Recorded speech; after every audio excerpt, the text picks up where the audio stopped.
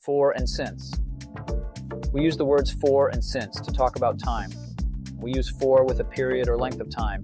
We use since with an exact moment in time. Here are some examples using both for and since to indicate how long something has been happening. I've been doing yoga for a while, since 12 o'clock lunchtime. How long have you been stuck in traffic? For 1 hour. Justin Bieber has been singing since the age of 13. Obama hasn't been president since 2016 for many years. She's been reading for 3 hours since she got home. She's been talking on the phone and cooking since she got up. The dog has been barking since we left the office. We've been in this meeting for 2 hours. He's been taking the test for 2 hours.